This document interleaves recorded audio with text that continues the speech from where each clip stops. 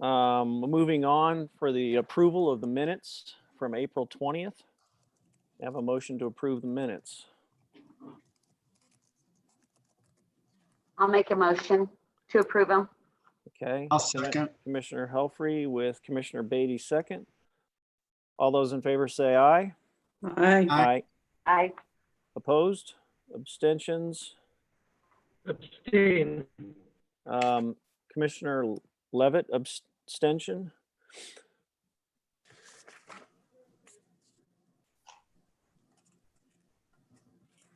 Got it. Thank you. You got it? Okay. I'll move on to the planning department's opening remarks. Mr. Vunich, floor is yours. Thank you, Mr. Chair. Mr. Chair and members of the Planning and Zoning Commission, there is a new face on the screen tonight. It is Scott Jackson, who resides in Ward 6 and is replacing Ms. Simpson, who also was from Ward 6. And the Department of Planning would like to welcome Mr. Jackson. He's a friend. He's been on our Rural Internet Access Committee for a bit of time and has been integral in helping us get to a new part of our effort with the request for proposals that we're seeking from different providers to hopefully solve the rural internet access problem. So Mr. Jackson, welcome. Welcome. Thank you. Moving on, public comment session. Mr. Newberry, do we have any speakers? I do have the three I mentioned at the beginning of the meeting are still with us. No additional. If any, Dr. Gagmani would have something to say, if he would just raise his hand. If not, there's no public comments. Okay.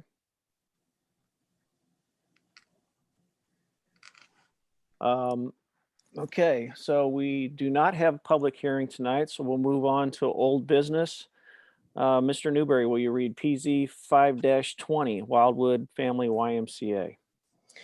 PZ 5-20 Wildwood Family YMCA, care of Tim Peters, Executive Director, Wildwood Family YMCA, 2641 State Route 109, Wildwood, Missouri 63040. A request for a change in zoning from the NU non-urban residence district with an amended conditional use permit to the C8 planned commercial district upon a 9.34 acre tract of land, which is located on the west side of State Route 109, south of New College Avenue. St. Louis County locator numbers 24V410198 and 24V410187. Street addresses 2633 and 2641 State Route 109. The subject property is designated Cultural Institutional Overlay District under the current Town Center Regulating Plan. Proposed use: maintain the current not-for-profit recreational land use with associated parking and related accessory activities. Ward 1. Thank you, Mr. Newberry. Mr. Vunich. Thank you again, Mr. Chair. Mr. Chair and members of the Planning and Zoning Commission, the Department of Planning has prepared for your consideration tonight the draft letter of recommendation regarding the matter affiliated with the Wildwood Family YMCA. This matter relates to a change in zoning from the NU non-urban resident district with an amended conditional use permit to the C8 planned commercial district. The department's information report with recommendation was presented to the Planning and Zoning Commission on April 20th. And at that time, the Planning and Zoning Commission endorsed the change in zoning and authorized the Department of Planning to complete this draft letter of recommendation. As referenced in the draft letter of recommendation, there are a number of reasons supporting the change in zoning. Primary among them is the fact that the property is now part of Town Center and in the Cultural Institutional Overlay District. Mr. Peters, the Executive Director of the Wildwood Family YMCA, has had the opportunity to review the conditions. I did discuss them briefly with him the week of April 20th, and I believe that the Wildwood Family YMCA agrees to those conditions as presented tonight. Therefore, the department is respectfully requesting final action on the letter of recommendation so it can be forwarded to City Council for its review and action. Mr. Chair, members of the Planning and Zoning Commission, thank you for your attention.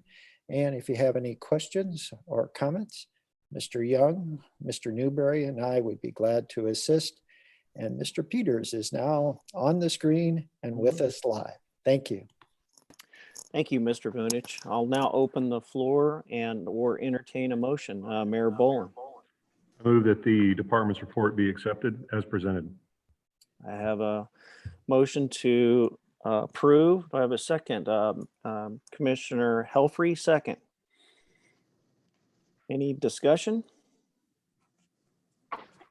Seeing no discussion, Mr. Chair, just to make sure, does Mr. Peters have anything he'd like to say at this time?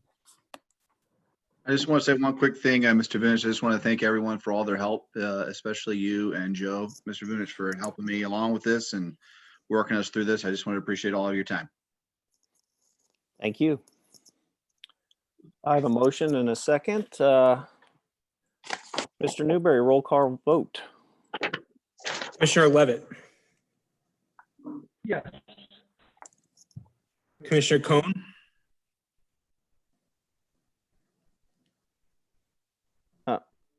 John, can you take your mic off? There you go. There you go. Commissioner Cohn, Yes. thank you.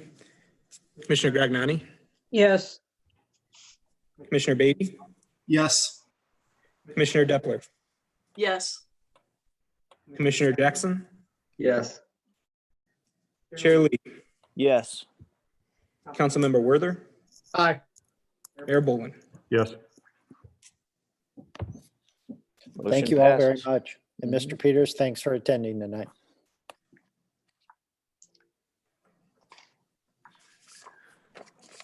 Okay, Mr. Newberry, when you're ready, will you read PZ 2-20? PZ 2-20, Matthew and Sandra Witt, 5 Monarch Hill Court, Wildwood, Missouri, 63005, care of Sun Solar, Erica Irwin, 2531 North Patterson Avenue, Springfield, Missouri, 65803.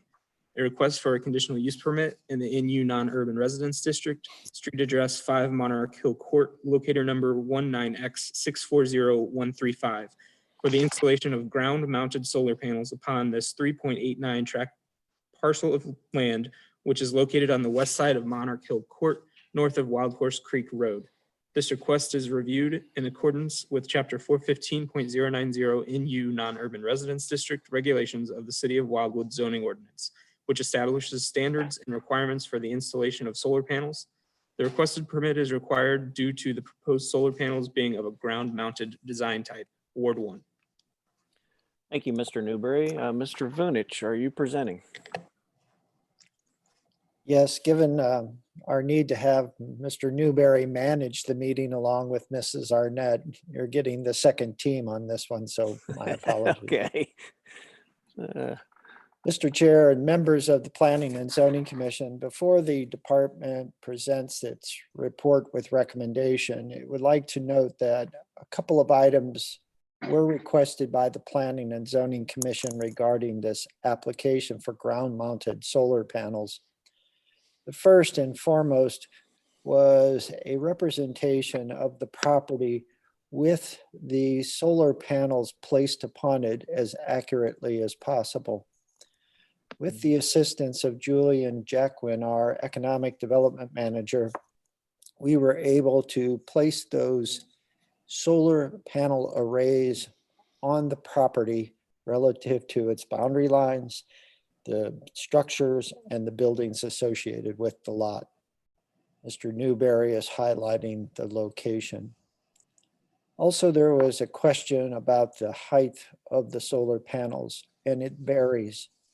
At the low point, which is facing to the south or toward Monarch Hill Court, the height of the panels is approximately 2 feet.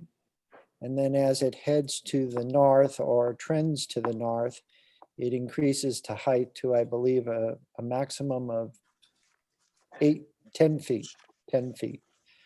So they're inclined or tilted to take advantage of, I believe, the sun's progression across the sky and to maximize their efficiency. In terms of the items that were requested, those were the two primary ones.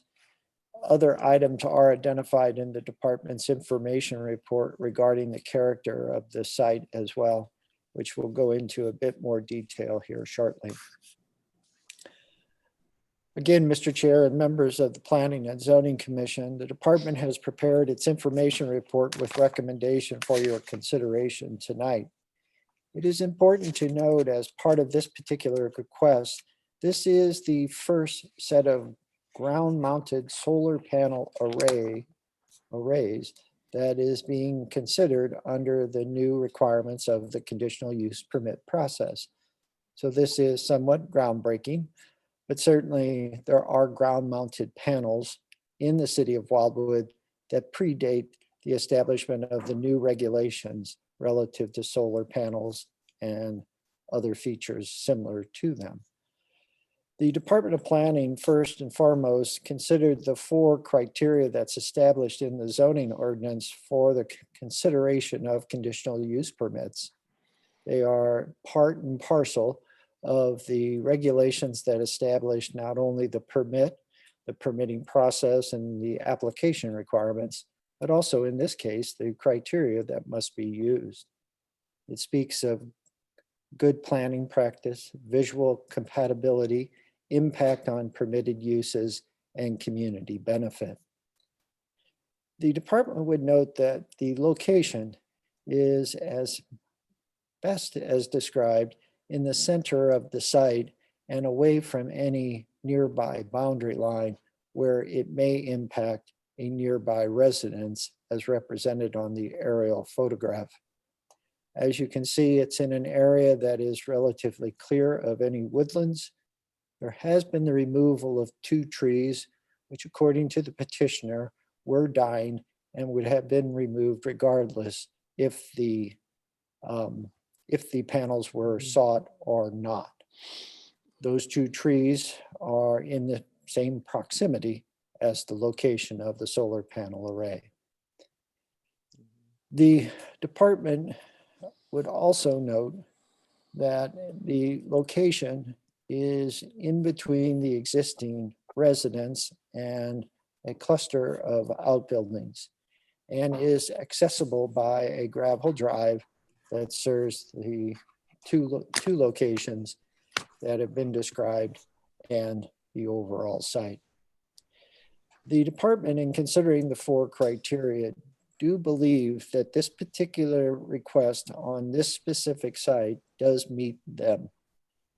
In terms of good planning practice, the department notes that the use of solar panels for the generation of electricity is a positive from many perspectives, particularly when taken in context of the city's master plan, its environmental element, and the desire to preserve the character of Wildwood.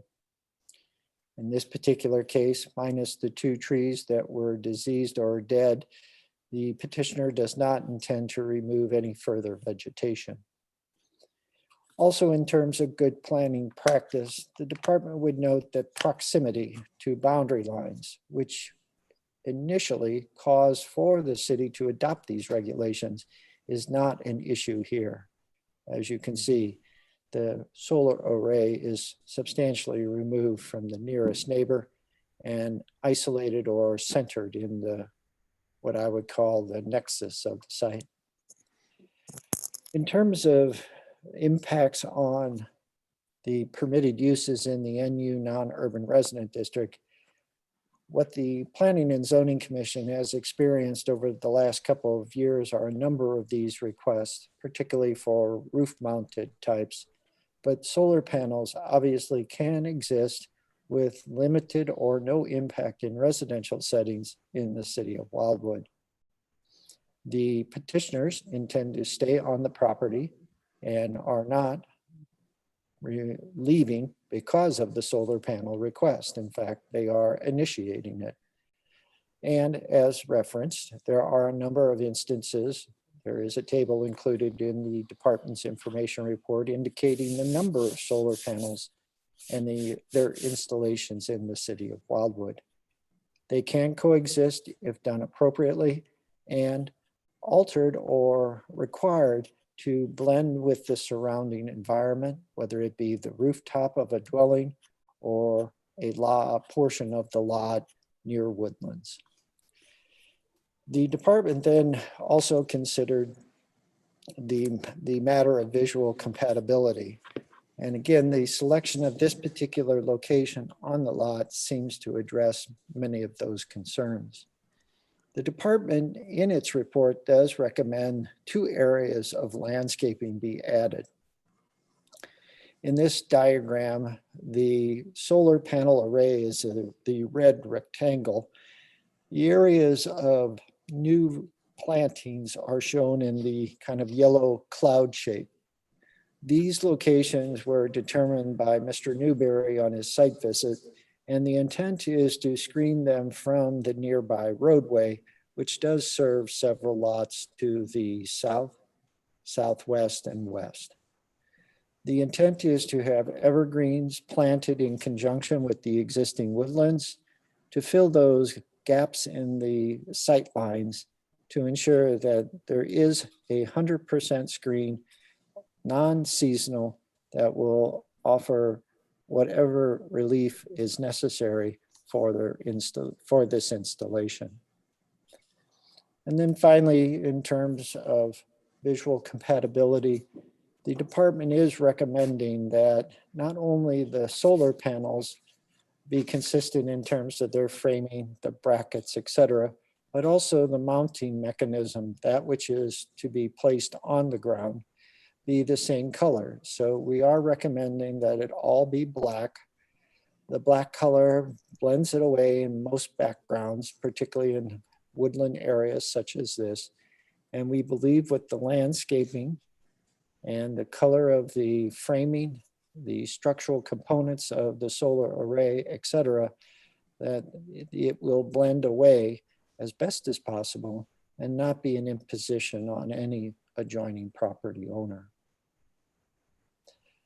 Also, in this particular instance, when the department did conduct a site visit, it is recommending that the petitioners be compliant to zoning requirements relating to debris and litter.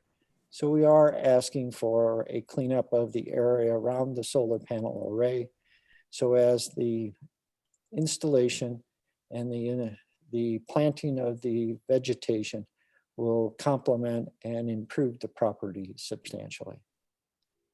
And the final criteria is community benefit, and the department believes, again, that based upon solar panels, the benefit to the environment, the assistance they give residents in managing utility bills and improving the condition of the property, there is a community benefit, and that community benefit is met, and therefore the 4 criteria of the zoning ordinance for conditional use permits are all compliant.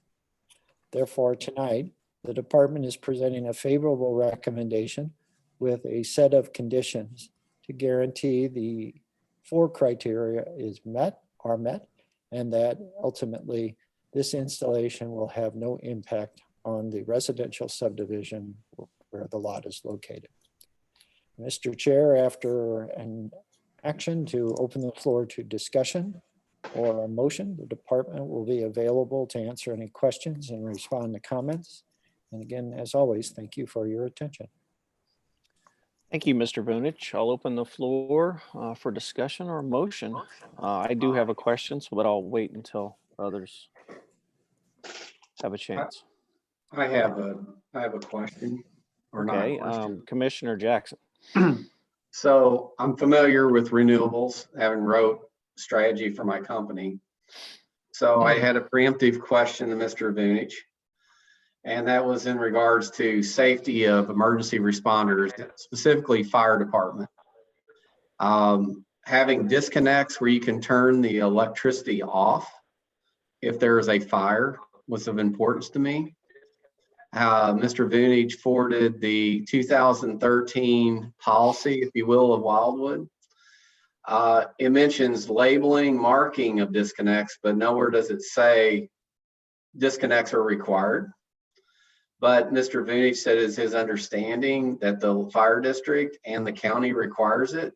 I would make sure moving forward that we had verification that a disconnect system was put in. I'm sure it is in this case, for public safety and the fire department. That's one. The other would be renewables, solar especially. They usually have battery backup, and battery backup generally lasts 12 to 14 years.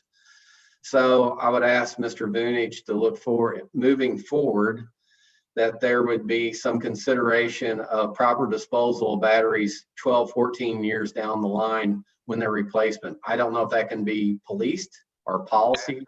There's a policy behind it, but I asked Mr. Vunich to look into it. And that's all I have, is just generally a statement. Thank you, Mr. Commissioner Jackson. Mr. Vunich. Thank you, Mr. Chair. As the Planning and Zoning Commission is aware, the permit process allows us to add things that may be more restrictive than the general regulations of the zoning ordinance or any of our other land use codes as a condition for the approval. Again, we're allowing something that may not be typically seen in a residential setting, not so much with solar panels, but certainly in other instances. So with the permission of the commission as part of a future motion, we can add in that disconnects are required and that the layout must be approved, obviously, by the city of Wildwood, St. Louis County, and the appropriate fire district, Monarch. We can also put a time frame associated with the conditional use permit to match that of the decay of the batteries, meaning that we could say in 10 years, the permit, it must be renewed or reviewed. And then at that time, we can check the status of the batteries and ensure that if they are in decline, that they go to the appropriate disposal facility. Those are things we can add to the permit if the commission would like. Thank you. Commissioner Grignani? Yes, I just wanted to thank the department and Mr. Vunich for coming up with the plantings to screen the roadway from that. I know there's only a couple of houses on that road, but one of my concerns was how visible it was going to be from the roadway, and I wanted to thank them for including those additional plantings. Thank you. You're welcome, ma'am. It was Mr. Newberry's idea. And then I have a question that kind of goes along with Commissioner Grignani. That this Monarch Hill Court, is that a private drive going through one track to get to the track to the, I guess, northwest of this site? Mr. Newberry is pulling up a representation to assist. The grading plan shows that, but it looks like the road goes right by the solar panels. That's actually, well, first to answer your question, my apologies, Mr. Chair. Monarch Hill, Lions Head, all of the roads that are identified in the aerial photography that is on your screens now are private streets, platted as part of the subdivision, many of them in 50-foot wide roadway easements that overlay the actual private property itself. So they are private. Okay. That area of white where the solar panel array is located, that's actually a gravel area that I believe the property owners use in conjunction with the accessory structures in its vicinity. So it is not a roadway, it's on private property. It's not intended for anyone else's use but the property owners. So the screening from Monarch is accomplished with the landscaping that you're requiring. That is the hope, and we'll have our landscape architect who consults on these factors visit the site to make sure that we get the appropriate placement. Okay. Mr. Chair, the current view is from Monarch Hill Court, the private drive, looking towards the location of the proposed solar panel array. you can see, through the underbrush, but as a point of reference, this is the trash can that keeps appearing in the photographs at right. the location that's proposed. The intent of the photograph is to show that there is a bit of a clearing that would benefit from an evergreen planting to screen from that private drive. So this would, excuse me, but this would be then the plantings that are right up against the roadway and not the ones that are down the little bitty driveway that would block this view. No, Commissioner Gragnani, this would be, let me get, It's the planting that's in front of the solar panel, right? that picture was taken from, if you could see my arrow here. Okay, okay, thank you. So in the clearing there would be plantings that would provide the screen. And then we identified a gap in the woodlands here as well. Identified for plantings. Okay. That answers my question. Oh, I have, Commissioner Grignani, yes, I have one additional question. I'm sorry, I forgot. Have we heard anything about the property owner that is directly across Monarch Hill Court from the property owner that's putting in the solar array? Commissioner Gragnani, the department did 2 mailings within 3,000 feet of the property, one for the public hearing and one for the information report tonight's meeting. The only comment we received was property owner, I'll identify it. The comment we received was, I believe, from the people who owned this vacant undeveloped property. Okay, Not hear from any of these, and in fact, the department authorized roof-mounted solar panels on the rear of this home here back in 2018. okay, thank you. You're welcome. any additional comments? Commissioner Helfrey. Thank you. One of the things I think that I would like to make a motion, well, to approve this with the addendum that Joe was talking about, where we revisit this in approximately 10 years to make sure that it's being maintained. But one of the questions that I wanted to ask was, Mr. Jackson brought up the disconnect, and when we have seen these in the past as roof mounted, they have shown where the disconnect in the drawing is on the house, the disconnect will be for the fire department. And I don't see that in these drawings. I just pulled them up to look at them again. So is there not a disconnect being shown? And then the other question, I guess I'm not making a motion. I guess I'm asking questions. Okay. The other question would be then, in the paperwork that you gave us, it said that the electrical would be in conduit under the ground. And so is there, I guess, is that shown on any of the drawings where that electrical conduit will go from the solar panels to the home? Those are my questions. In terms of Mr. Jackson identifying 2 components, the disconnects for emergency personnel, first responders, and then the battery, we can add that to the permit and address them in the zoning process. But as Mr. Jackson mentioned, I believe the fire district and St. Louis County both require those, and they will review these plans before the installation is authorized. So those 2 can be addressed. In terms of the conduit on sheet A101.00, it's called sheet 2. There is a red line that runs from the solar panel array to what I would describe as the east side of the house. And that's conduit in trench, minimum 24 inches deep, 158 feet in length. Okay, thank you. Just to let everybody understand a little electric engineering it's on the E601.00 sheet for the disconnect. AC disconnect 100 amp fuse 70 amp type R. And it's ahead of the connection to the utility meter.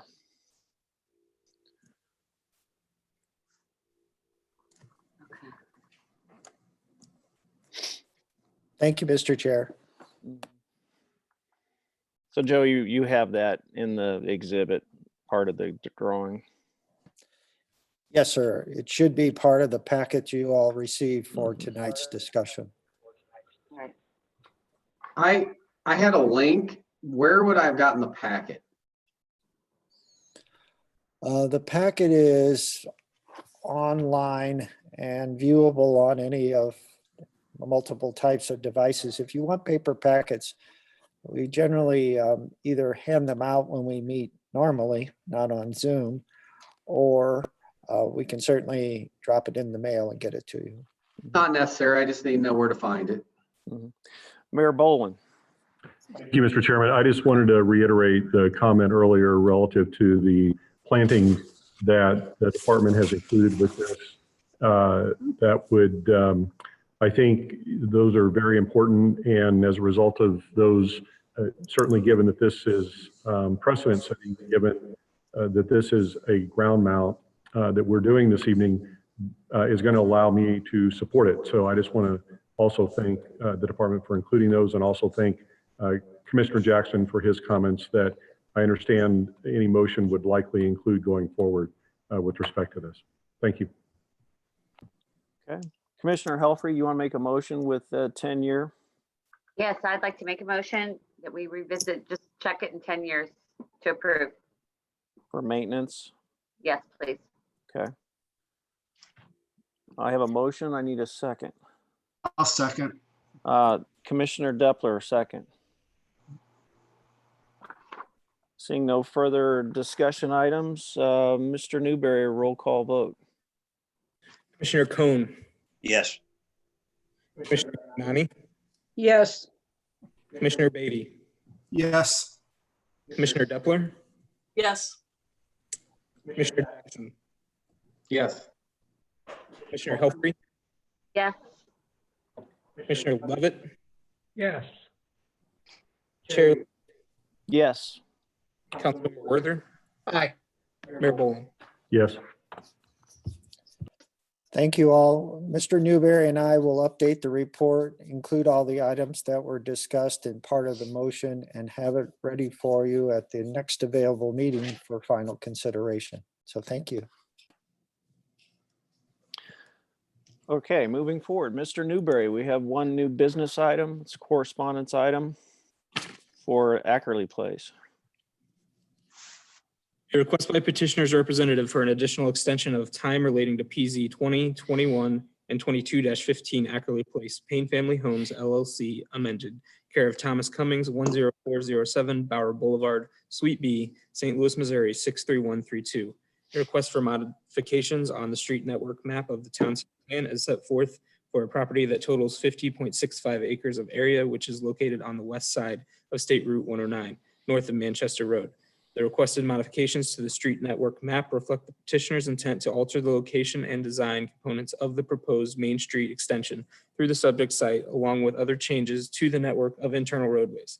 Accompanying the aforementioned town center plan street network map modifications is a request for a change in zoning from C8 Planned Commercial District and R6A 3,000 square foot residence district with a planned environment unit PEU to the amended C8 Planned Commercial District, Town Center Workplace District, and R3 10,000 square foot Residence District, Town Center Neighborhood Edge District, and Neighborhood General District with a planned residential development overlay district, PRD, for the same tract of land, again being located on the west side of State Route 109, north of Manchester Road.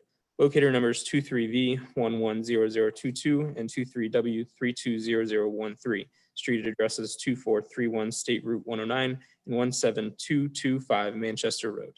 Proposed use, a total of 140 detached single-family dwellings on individual lots with common ground, required public space areas, and a minimum of one commercial outlot fronting onto State Route 109.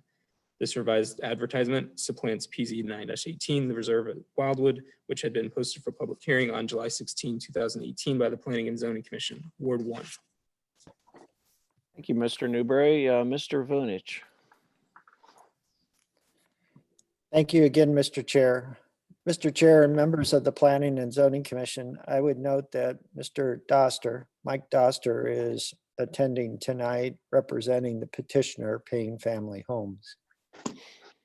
Mr. Chair and members of the Planning and Zoning Commission, this particular set of requests are no stranger to you all. As you know, this particular item has been with us for a number of years as different proposals have been submitted by the petitioner. Meetings have been held, hearings conducted, work sessions completed. And at the end of the day, in January of this year, 2020, the Department of Planning made a recommendation, a favorable recommendation relating to this request. At that meeting in January of this year, there were concerns raised by the petitioner in that the recommendation contained a number of pages of conditions relating to every aspect of the property. At that time, the petitioner requested additional time to review those conditions before any final action was taken by the Planning and Zoning Commission upon them.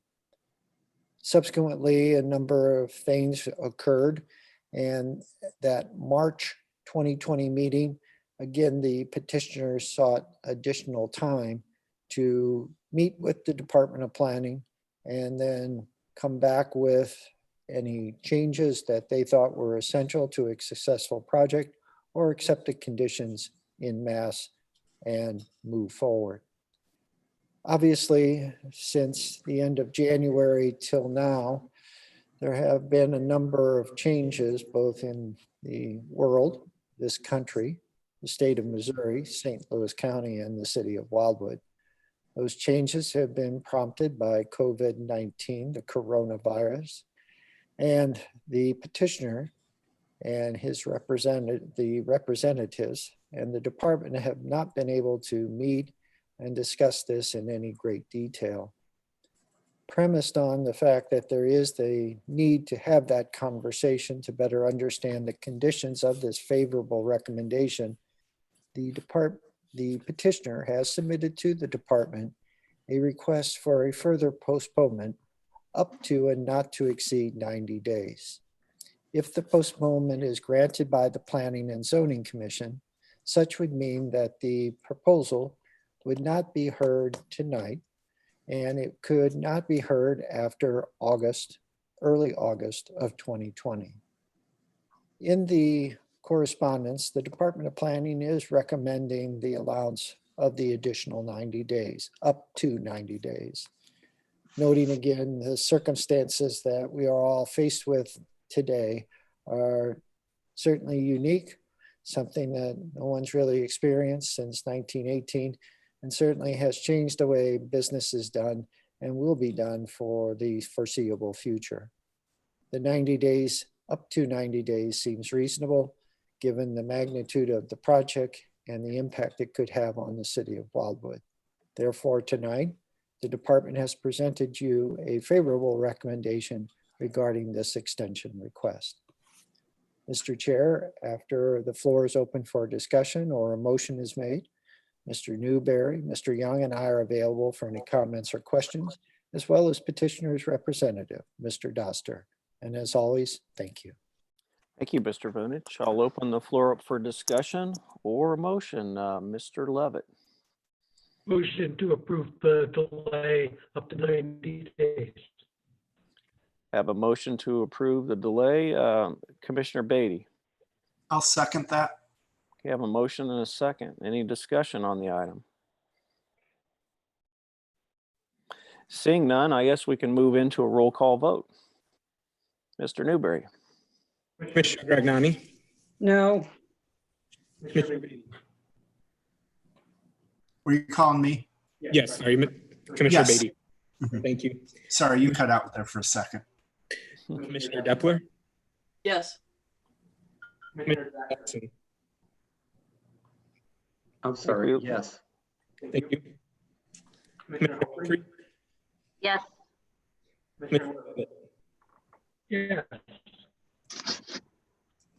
Commissioner Cohn. Yes. Chair Lee. Yes. Councilmember Further. Nay. That was an A, a no. That was a no. Thank you for your help. Mayor Boland. Yes. Thank you. Motion Thank you, Mr. passes. Chair. Okay, moving on. Thank you, Mr. Doster, for hanging with us there. Moving on, we have no site development plans and no other items. So does the department have any closing remarks? Yes, Mr. Chair.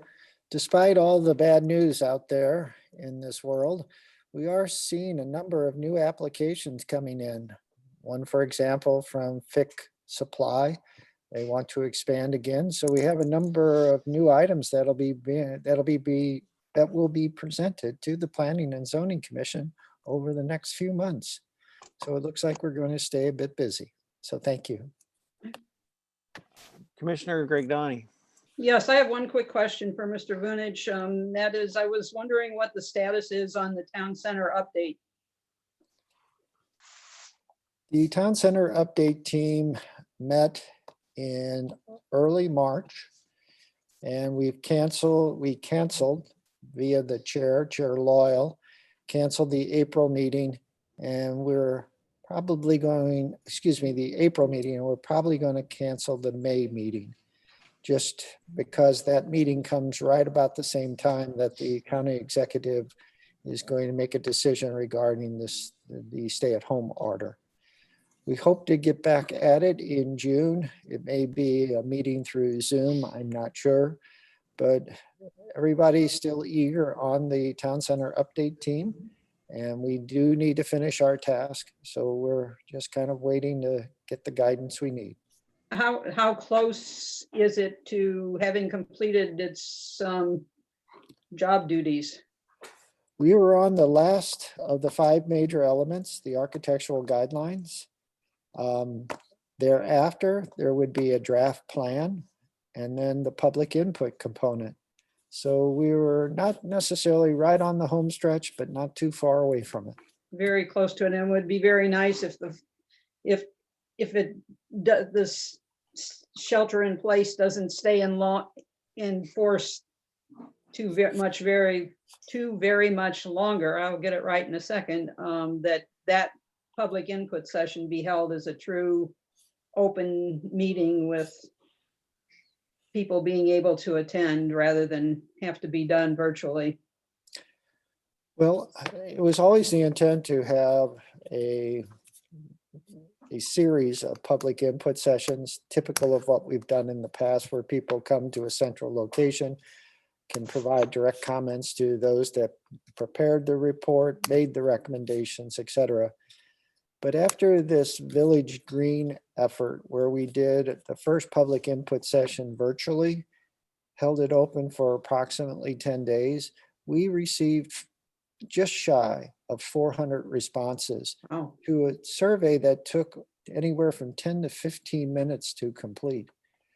So I'm going to make an argument to the Town Center Update team that we not forego a live public input session at a centralized location, but we also supplement it with a virtual session. And that way, if people can attend one of the other sessions, they certainly can participate. Well, I would have no problem with doing both, but I think it's a good idea if we can to have a live session also. Thank you. You're welcome, ma'am. Any other discussion points? Seeing none, I'll entertain a motion to adjourn this meeting. So move. Mayor Boland? I need a second. Commissioner Depler, second. All those in favor say aye. Aye. Aye. Opposed? Abstentions? Thank you all again. As I often say, we can't do it without you, and we certainly appreciate your time and effort toward the city of Wildwood. And again, welcome, Mr. Jackson. Thanks for being on board. Thank you. Thank you. Thank you. Joe, Good night. can you stay on for a second? Can Sir? we do? Um, Go ahead. I got it. Oh, sorry. I've got a unrelated question for Joe. Oh, after- okay. We can all drop. Thanks. Good night. Night.